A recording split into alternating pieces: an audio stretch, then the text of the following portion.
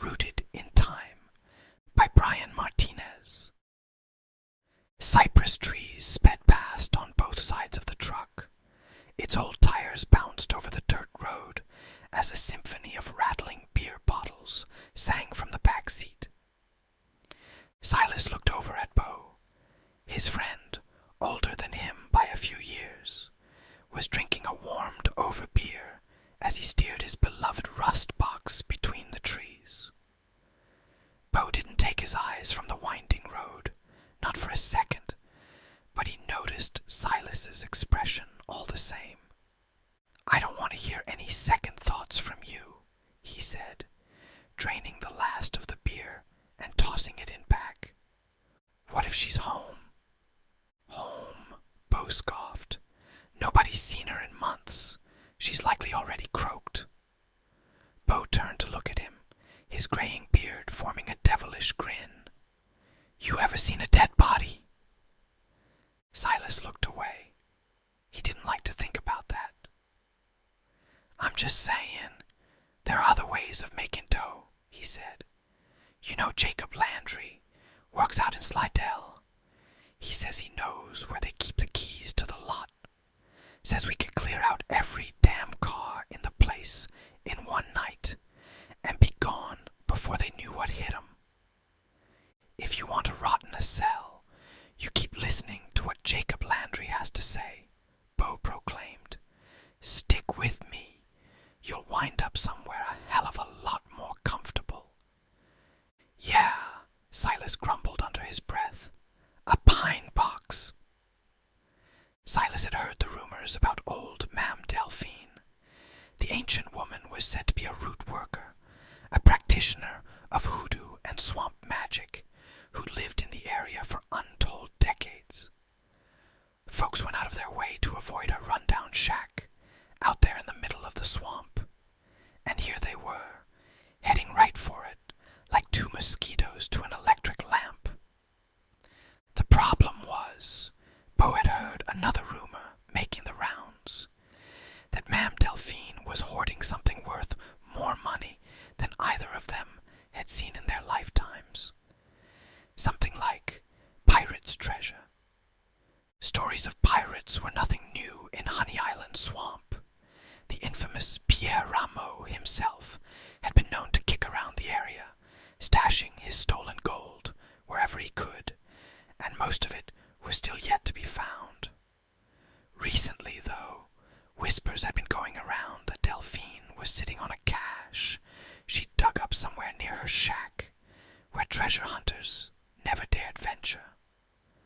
Only God knew how she'd found it, whether by patient hunting or more supernatural means.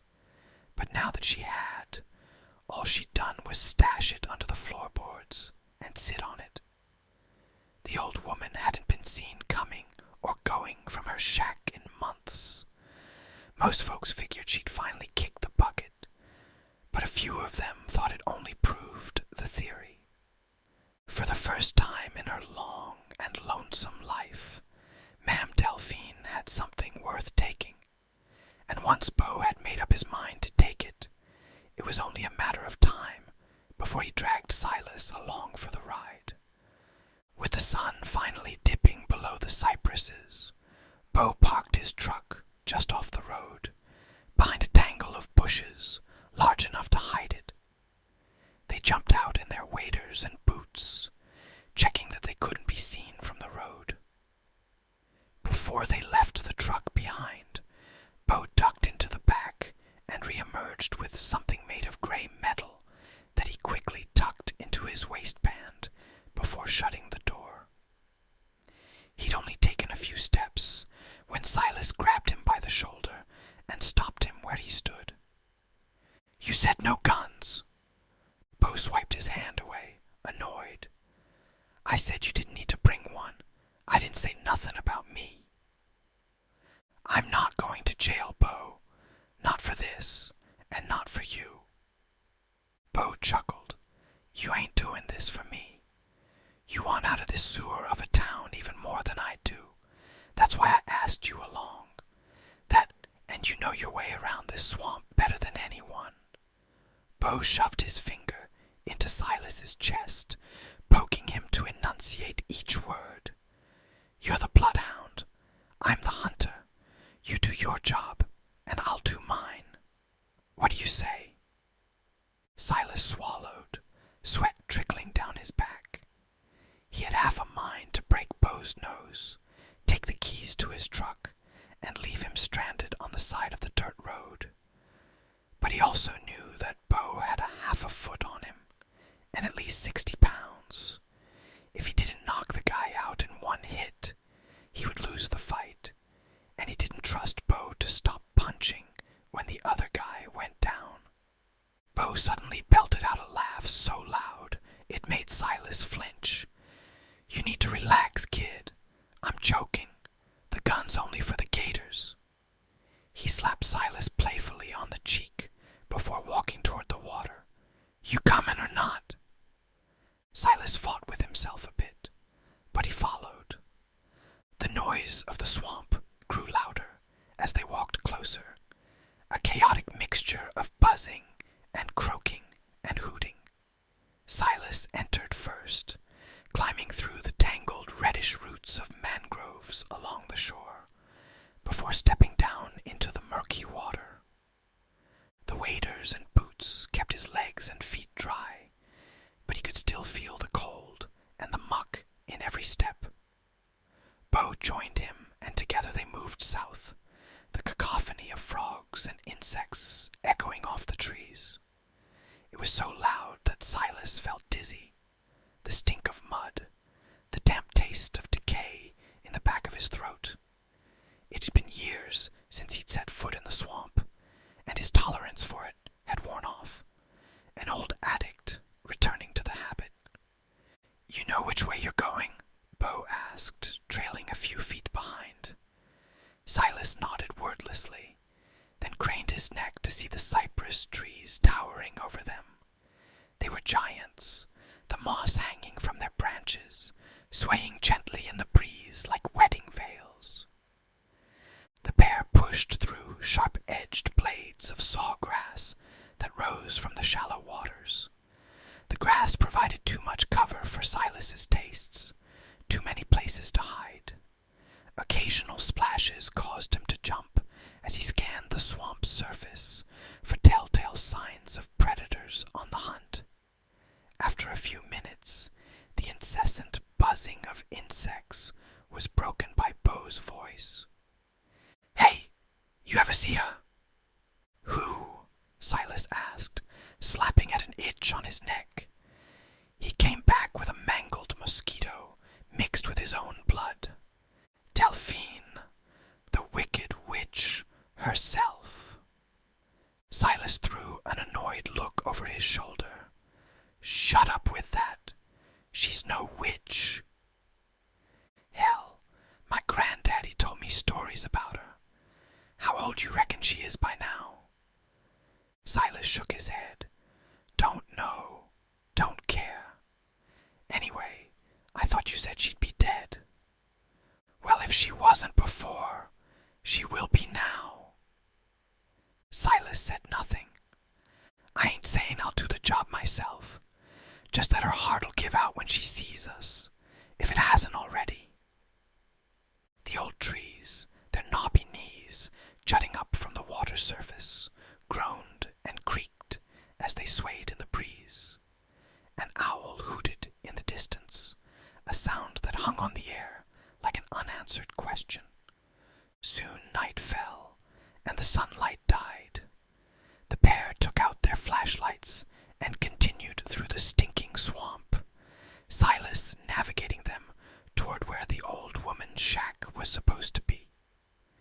With each step through the knee-high water, Silas resisted the urge to turn back.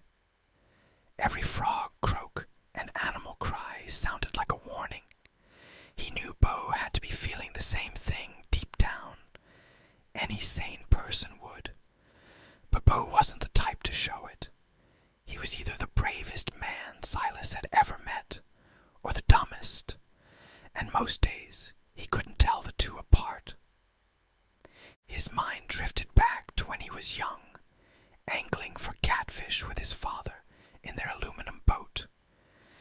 how he would watch the sunlight filtering through the swamp's canopy, the boat leaving ripples in its wake, how his father pointed out hidden gator nests nestled among the reeds, how he identified the calls of birds echoing through the trees.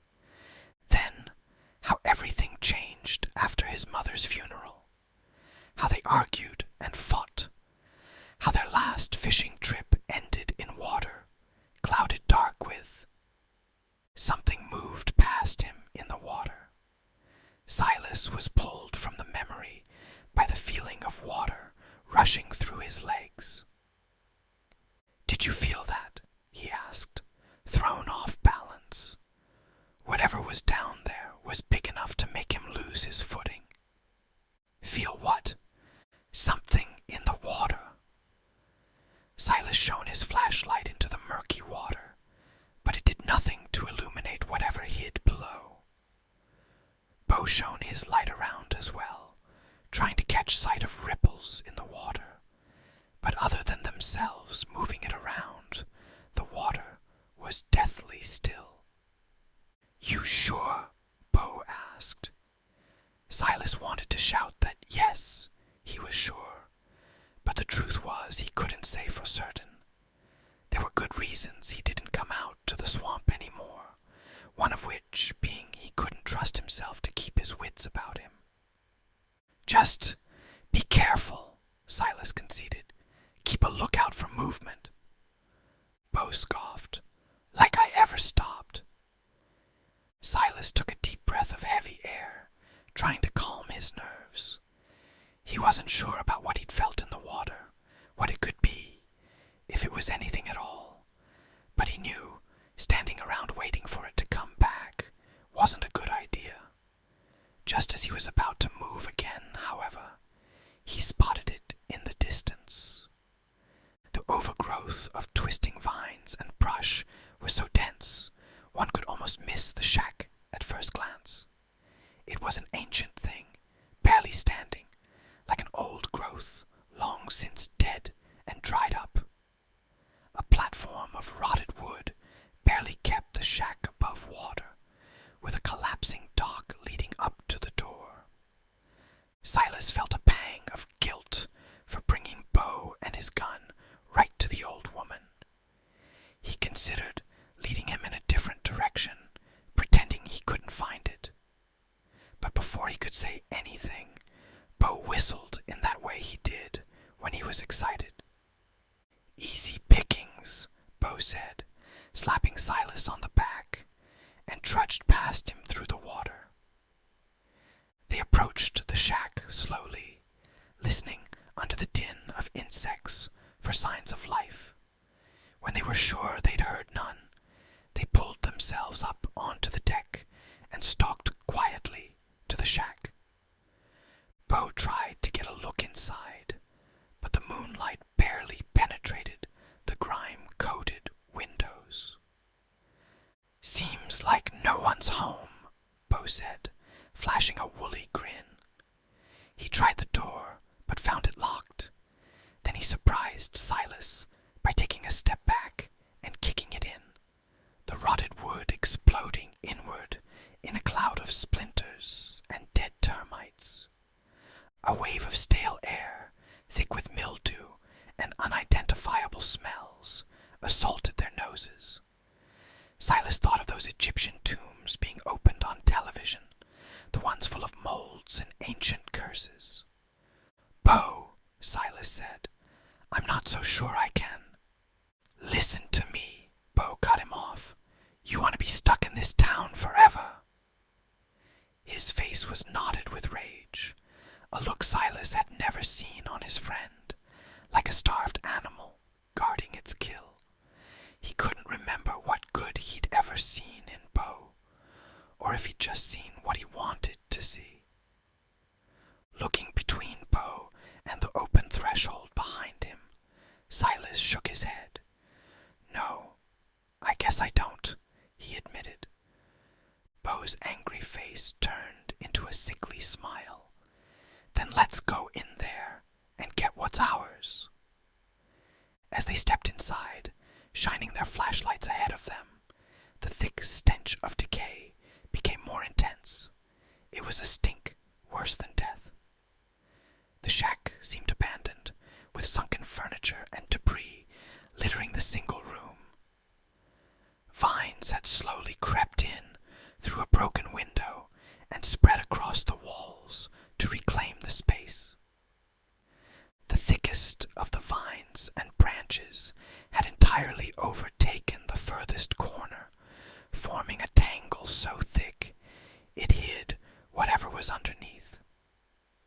"This looks promising," Bo said eagerly. He took a few steps forward, training his flashlight on the tangled mass. Silas tried to stop him, but he'd seen it too late. A gnarled hand, pale and veined like a spider web, was frozen stiff at the center of the vines. Bo shrieked, scrambling back and nearly knocking Silas backward through the open door. Silas shone his flashlight on it to get a better look at the stiffened claw aimed at them. An old woman was half merged into the wicker-like growth, her body grotesquely transformed over the decades. She appeared to have been dead a long time, long enough for nature to reclaim not just her shack, but her body as well. Greenbrier vines had grown into her skin, their thorny stems wrapped around her stomach and chest. Heart-shaped leaves trailed down her ears and nostrils and disappeared inside. Having regained himself, Bo shook the dust off. "I told you she croaked," he joked with a nervous laugh. Delphine's gaze shifted suddenly, fixing them with milk-white eyes. "Sweet Jesus," Silas whispered. Bo said nothing, his throat too dry to form the words. And then, to both men's horror, they watched as her mummified lips split open to speak. "What are their names?" she asked, her dry, raspy voice sending a chill through them. Bo and Silas glanced at each other, silent. Then Bo, trying to hide the panic in his voice, said, "Just two strangers, come to check on you." "This one lies," she whispered in reply. She stirred, aggravated. Silas quickly stepped forward. "To be honest, ma'am, we heard rumors. Stories about something you're keeping secret. Something valuable." Bo shoved him, trying to shut him up, but a strange smile spread across Delphine's ancient face, etched in wrinkles and dried stems. "This one speaks the truth," Delphine croaked. "They seek it, seek what I guard." Bo's eyes grew in his skull, excited that the rumors were true, that she really had found something out there in the muck. "My apologies for the lie," he said, trying to sound polite, and yet he had one hand rested on the gun tucked in his belt. "I wasn't sure how agreeable you'd be. Some folks get spooked by a face like mine." He paused, taking in the sight of her. "Would you be willing to share your find with us? We could sell it for you and split the money, of course. Any way you say's fair." Silas knew Bo better than that. If he walked away with his prize, Ma'am Delphine would never see him again. Even if she did, he would make sure she was committed, locked up for being delusional. Silas was about to tell Bo they needed to leave, maybe even knock him out and drag him away if need be. "It is beyond value," she replied simply. Bo looked back at Silas. Silas shook his head, warning his friend not to continue. A tight smile flashed across Bo's face as he pulled the gun from his waistband and showed it to the woman. "If you don't mind, I'd like to check on that myself." The moment the words left Bo's lips, the shack shuddered around them. An impossibly low sound came from beneath the floorboards, like the shifting of ancient bedrock, and the air became thick and heavy. Ma'am Delphine cackled, a sound like dry leaves scraping earth. The wicker shape shifted and contorted around her. They think I guarded from them, and not the other way around. With a sickening crack, a maw opened in the rotten floorboards beneath Beau. He screamed as he plunged into the darkness below, limbs flailing, unable to fire off a single shot. Like that, he was gone. Silas lunged to the side, narrowly avoiding the gaping hole as splintered wood exploded. He landed hard, the impact knocking the wind out of him. As he scrambled on his knees back to the exit, toward safety and the moonlight, the unearthly sound grew louder in his ears until it was all he could hear, the pressure threatening to rupture his eardrums. Behind him, an obsidian mass emerged from beneath the trembling shack, rising from the hole in the floor and rapidly expanding outward. Countless fractal patterns writhed across its oily surface in impossible shades of purple and black. Ma'am Delphine stared in reverence as it moved and pulled and shifted in all directions, most of all toward Silas. Just as he reached the doorway, it made contact with his leg. His nerves came alive with eons of pain and destruction, a sensation like nothing he could have imagined. He felt his mind turn in on itself and expand outward, tearing apart piece by piece and moment by moment.